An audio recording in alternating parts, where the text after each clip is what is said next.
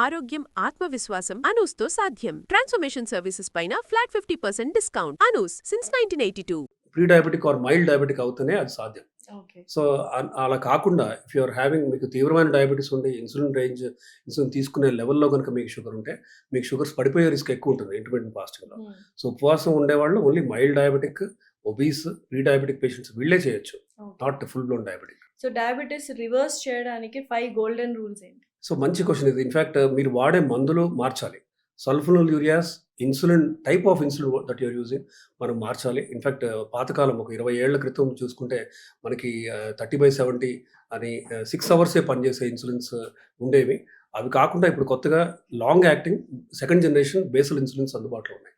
ఇవి సరాసరి ఇన్సులిన్ వాడకాన్ని పర్ డే మీ ఇన్సులిన్ రిక్వైర్మెంట్ని హాఫ్కి తీసుకురావచ్చు మనం. అండ్ మందులు సల్ఫోనల్ యూరియాస్ కాకుండా అంటే ఇప్పుడు గ్లిమిపరైడ్, గ్లిబెన్క్లమైడ్, గ్లిక్లజైడ్, గ్లిపిజైడ్, గ్లిబిరైడ్ ఈ మందులు ఖచ్చితంగా కంప్లీట్గా ఆపేస్తే మంచిది ఒక డయాబెటిక్ పేషెంట్. ఇవి ఆపేసి మీరు ఇన్సులిన్స్ మార్చి దెన్ ఈ కొత్త క్లాస్ GLP-1 క్లాస్ ఒకవైపు, ఇంకోవైపు SGLT2 ఇన్హిబిటర్స్ అని ఒక క్లాస్ ఉంది. ఎంపగ్లిఫ్లోజన్, క్యానగ్లిఫోజన్, డాపగ్లిఫోజన్ అని వీటిలో ఒకటి, అండ్ GLP-1 క్లాస్లో ఒకటి మెట్ఫార్మిన్, ఏకార్బోజ్, ఇలా కొన్ని వేరే సపోర్ట్ చేసే మందులు కూడా ఉన్నాయి. ఈ మందులు వాడితే ఖచ్చితంగా మీకు రిమిషన్ దిశగా వెళ్ళొచ్చు. So second point is about the class of medicines, type of sugar medicines that you're using. Third golden rule would be your diet. మీ డైట్లో ముఖ్యంగా మీరు ప్లాంట్ ప్రోటీన్ అండ్ ఫైబర్ పెంచుకుంటూ కార్బ్స్ అండ్ ఫ్యాట్ ఎంత తక్కువ తీసుకుంటే అంత మంచిది. ఫ్రైడ్ ఫుడ్ని కంప్లీట్గా అవాయిడ్ చేయాలి.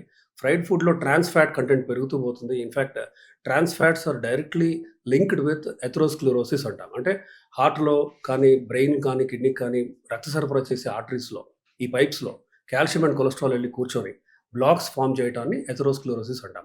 ఈ రిస్క్ చాలా ఎక్కువ ఉంటుంది ట్రాన్స్ ఫ్యాట్స్ కానీ ఫ్రైడ్ ఫుడ్ తీసుకునే వాళ్ళు. సో ఇవి కూడా మనం అవాయిడ్ చేయాలి. ఇన్ఫ్యాక్ట్ ఘీ కూడా if you are 35 or more above, మనం ఘీ కూడా వీ డోంట్ రికమెండ్. నెయ్యి కూడా అసలు నెయ్యి తీసుకోవద్దా డయాబెటిక్ పేషెంట్స్? సో తీసుకున్నా కూడా ఒక చాలా తక్కువ మోతాదులో తీసుకోవాలి. బెటర్ అవాయిడ్ చేయడమే బెటర్, ఎందుకంటే సాచురేటెడ్ ఫ్యాట్స్ వీళ్ళలో ఎక్కువ ఉంటాయి. So fifth and most important golden rule would be exercise. మీరు ఎలా ఎక్సర్సైజ్ చేయాలి కూడా చాలా ఇంపార్టెంట్, అండ్ దానికి గైడ్ లైన్స్ ఉన్నాయి. ఎక్సర్సైజ్ ఈజ్ చాలా మంది పార్క్లో మేము నడుస్తూ ఉంటామండి. అవును, బ్రిస్క్ వాక్ చేస్తూ ఉంటారు ప్రతి ఒక్క డయాబెటిక్ పేషెంట్. సీనియర్ సిటిజన్స్ కావచ్చు, ఒక 40+ ఉన్న వాళ్ళందరూ వాక్ చేస్తూ ఉంటారు. ఫిజికల్ యాక్టివిటీ అయిపోయింది అనుకుంటారు. ఇన్ఫ్యాక్ట్ చాలా మంది ఇప్పుడు వాకింగ్ కంటే మంచి ఫిజికల్ యాక్టివిటీ లేదు అని అంటున్నారు. అది నిజమా? సో వాక్ మంచిదే, మీ స్పీడ్ ఇంపార్టెంట్. మీరు మెల్లగా పార్క్లో అంత ఎక్కువ స్ట్రెనస్గా చేయకపోతే, ఫాస్ట్గా నడవకపోతే మీకు అది హెల్ప్ అవ్వదు. కార్డియో రెస్పిరేటరీ రిజర్వ్ పెరగాలి అంటే మీరు నడిచిన తర్వాత మీకు కొంచెం ఆయాసం రావాలి, కొంచెం చెమట రావాలి. ఓకే, అప్పుడే ఎక్సర్సైజ్ యొక్క అంటే ఆ వాక్ యొక్క బెనిఫిట్ మీ బాడీకి అందుతుంది. ఓకే, బ్రిస్క్ వాక్ చేయొచ్చు, కానీ అగైన్ 60 దాటినప్పుడు మోకాళ్ళ అరుగుదల ఎక్కువ ఉంటుంది కాబట్టి వీ రికమెండ్ సైక్లింగ్. కూర్చొని తొక్కే జిమ్ సైకిల్ ఉంటుంది కదా, అవి చేయటం అవ్వచ్చు. స్విమ్మింగ్ చేయగలిగితే స్విమ్మింగ్ చేయండి. సో కార్డియో ఒకవైపు, ఇంకొక వైపు ఎక్సర్సైజ్లో most important thing is improve your muscle bulk. చాలామంది ఏంటంటే అప్పర్ బాడీకే ఫోకస్ చేస్తూ ఉంటారు. లోవర్ బాడీలో simplest exercise would be squatting. అంటే ఒక 3 kg 4 kg డంబెల్ పట్టుకొని మీరు కూర్చొని లేవటం, దీన్ని స్క్వాట్స్ అంటాం. సో స్క్వాట్స్ మీరు ఎన్ని చేయగలిగితే అన్ని మెల్లగా నెంబర్ పెంచుకుంటూ పోవాలి. అంటే ఇప్పుడు 10 చేస్తున్నారు, 1 వీక్ తర్వాత మీరు దాన్ని 12, 15 చేయండి. స్క్వాట్స్ చేస్తే ఏమవుతుందంటే లెగ్స్లో హ్యామ్ స్ట్రింగ్స్, థై మజిల్స్ కానీ, కాఫ్ మజిల్స్ కానీ ఇవన్నీ కూడా మన మజిల్ బల్క్ పెంచుకోవచ్చు మనం. సో షుగర్ రివర్సల్లో ఒక ముఖ్యమైన అంశం ఈజ్ టోటల్ బాడీ ఫ్యాట్ తగ్గించడం, ఇంకొక పక్క మజిల్ బల్క్ పెంచడం. ఈ రెండు అవినాభావ సంబంధం ఉంది ఇన్ఫ్యాక్ట్. సో బాడీ ఫ్యాట్ తగ్గించుకుంటున్న కొద్దీ ఇన్సులిన్ సెన్సిటివిటీ పెరుగుతుంది. ఇన్సులిన్ సెన్సిటివిటీ పెరిగినప్పుడు బాడీకి కావాల్సిన ఇన్సులిన్ రిక్వైర్మెంట్ మనం తగ్గచ్చు. 1 year బ్యాక్ మీకు 40 యూనిట్స్ ఇన్సులిన్ వాడాల్సి వస్తుంది. ఇప్పుడు మీరు 30 వాడచ్చు, 20. ఇన్ఫ్యాక్ట్ చాలా మందిలో 70% మందిలో ఇన్సులిన్ ఆపగలం మనం ఈ కొత్త మందులతో. ఇన్సులిన్ ఆపడం అనేది ఒక రకమైన బూన్ చాలామంది డయాబెటిక్ పేషెంట్స్కి. ఎందుకంటే ఇన్సులిన్ వాడటం స్టార్ట్ చేయగానే దే ఫీల్ లైక్ కర్స్ లాగా, ఇంకా డిప్రెస్డ్ ఫీలింగ్లో ఉంటుంటారు. So we can definitely help stop insulin. Of course అందరిలో సాధ్యం కాకపోవచ్చు ఇది, బట్ 7 out of 10 పేషెంట్స్లో ఇన్సులిన్ వాడకాన్ని మనం ఆపచ్చు. ఎందుకు ఆపాలి అంటే insulin is an anabolic hormone. మెల్లగా ఇన్సులిన్ వాడకం వల్ల టోటల్ బాడీ ఫ్యాట్ పెరుగుతూ వస్తుంది. బాడీ ఫ్యాట్ పెరిగినప్పుడు మనకి అంతకుముందు 60 యూనిట్స్తో కంట్రోల్లో ఉన్నది ఇప్పుడు బాడీ ఫ్యాట్ పెరిగినప్పుడు 70 యూనిట్స్ అవసరం పడవచ్చు, 75, 80 అలా పెరుగుతూ పోతుంది. సో ఫ్యాట్ కంటెంట్ తగ్గినప్పుడు మాత్రం ఇన్సులిన్ రిక్వైర్మెంట్ పర్ డే మనం తగ్గించుకుంటూ వెళ్ళచ్చు. So it is important that people understand ఈ డయాబెటిక్ క్లాసెస్ ఆఫ్ మందుల్లో మనం కొన్ని చిన్న మార్పులు చేస్తే కనుక ఖచ్చితంగా రిమిషన్ ఆర్ రివర్సల్ దిశగా వెళ్ళొచ్చు. అయితే ప్రీ డయాబెటిక్ అనేది ఒక కొత్తగా చూస్తున్నాము. అండ్ బ్లడ్ టెస్ట్ చేసిన ప్రతిసారి మీరు బార్డర్ లైన్‌లో ఉంటున్నారు. ఇప్పటి నుంచి చాలా జాగ్రత్తగా ఉండాలి. డయాబెటిస్ వచ్చే ఛాన్సెస్ ఉన్నాయి అంటున్నారు. దీని నుంచి మనము బయటపడొచ్చా? లేకపోతే కొంచెం జాగ్రత్తగా కేర్‌ఫుల్‌గా ఉండాలా? ఆ స్టేజ్‌లోనే ఉండాలా? సో డయాబెటీస్ అనేది ఒక స్పెక్ట్రమ్. సరిగ్గా చెప్పాలంటే ఒకవైపు నాన్ డయాబెటిక్ ఉంటే, హ్మ్. ఇటువైపు తీవ్రమైన డయాబెటిక్ ఉంటే మధ్యలో ఉన్న స్పెక్ట్రమ్‌ని ప్రీ డయాబెటిక్ అంటాం మనం. హ్మ్. అంటే ఇవాల్టి ప్రీ డయాబెటిక్ పేషెంట్ రేపు అంటే ఒక 6 మంత్స్ అవ్వచ్చు, 1 ఇయర్ అవ్వచ్చు. వీళ్ళు త్వరలో డయాబెటిక్ అవ్వబోతున్నారు హ్మ్. అని బాడీ మనకిచ్చే సంకేతాలు ఇవి. బ్లడ్ టెస్ట్ వైస్ చూస్తే ఫాస్టింగ్ గనుక 100-126 ఉందంటే ప్రీ డయాబెటిక్ అని. హ్మ్. 126 దాటితే ఫుల్ బ్లౌన్ డయాబెటిక్. హ్మ్. సో ఈ 100-126 ఫాస్టింగ్ హెచ్బీఏవన్సీ అంటే 3 మంత్స్ షుగర్ యావరేజ్ అది.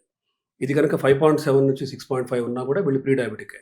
అండ్ తిన్న తర్వాత ఫుడ్ ఎనీ టైమ్ 160-200 ఉందనుకోండి, వీళ్ళు ప్రీ డయాబెటికే. హ్మ్. సో ఇవాల్టి ప్రీ డయాబెటిక్ పేషెంట్ ఖచ్చితంగా డయాబెటిక్ అవ్వబోతున్నారు కాబట్టి, డయాబెటిక్ పేషెంట్స్‌కి ఎలాంటి డైట్ మనం రికమెండ్ చేస్తామో అది వీళ్ళు కూడా తినాలి. హ్మ్. సో దీంట్లో కూడా integral part is body fat తగ్గించుకోవటమే. సో తగ్గించుకుంటూ వెళ్తే pre diabetic patients non diabetic దిశగా కూడా మనం తీసుకెళ్ళొచ్చు. Okay. So it's a spectrum. So not everybody can be pushed from 1 and 2 అంటే ఇటువైపు ఉన్న తీవ్రమైన డయాబెటిస్ నుంచి నాన్ డయాబెటిక్ చేయలేము. హ్మ్. బట్ ఒక 6-7 ఔట్ ఆఫ్ 10 మాత్రం ఖచ్చితంగా we can help them become non diabetic. So diabetic patients empty స్టమక్‌తో కాఫీ తీసుకుంటే షుగర్ లెవెల్స్ పెరిగే అవకాశాలు ఉన్నాయి. ఎందుకంటే ప్రతి ఒక్క ఇండియన్ పొద్దున్నే లేవగానే కాఫీ తాగుతారు. That's a mandatory thing. So నిజంగానే పెరిగే అవకాశాలు ఉన్నాయా? సో టోటలీ కాఫీ అవాయిడ్ చేయాలా? సో కాఫీ ఒకసారి పర్ డే తీసుకోవచ్చు, నో ప్రాబ్లమ్. కాకపోతే షుగర్ ఉండకూడదు వాటిలో. అండ్ పాలు కూడా అప్పుడప్పుడు milk content you can take. Coffee is not a complete counter indication. హ్మ్. బట్ ఎంప్టీ స్టమక్‌తో కాఫీ తాగటం will worsen your acidity.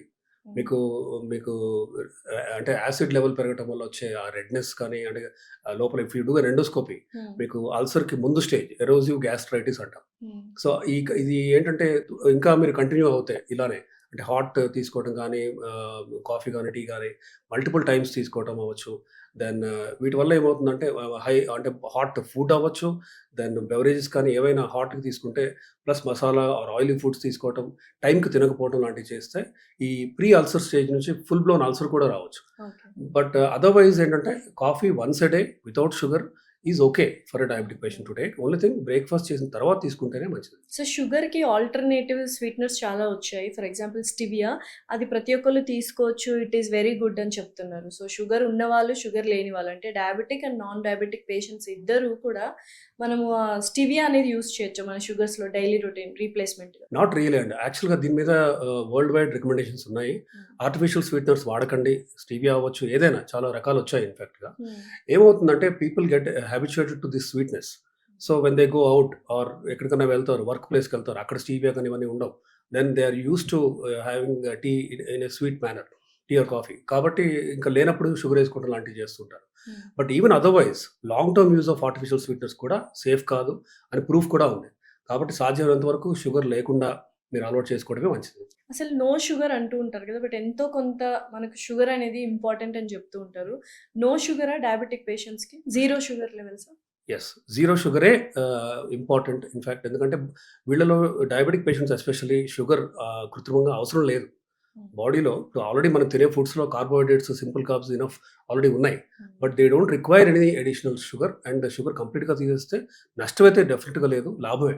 But ఇన్‌స్టంట్‌గా energy ఉండాలి అంటే కొంతమంది షుగర్ తీసుకుంటూ ఉంటారు. ఫర్ దట్ ఏమంటారు అడ్రినలిన్ రష్ కావచ్చు, లేకపోతే ఇన్‌స్టంట్‌గా కెఫెయిన్ అనేది ఉండాలి అంటూ ఉంటారు కదా! కాఫీ పడాలి అని. సో అలా హ్యాబిచ్యుయేట్ చేసుకుంటే బాడీకి ఎంతవరకు నష్టం వస్తది ఫ్యూచర్‌లో? సో కెఫీన్ ఇంటేక్ చాలామంది కౌంట్ చేయరు కానీ 2-3 టైమ్స్ కాఫీ తాగటం పర్ డే హ్మ్. అది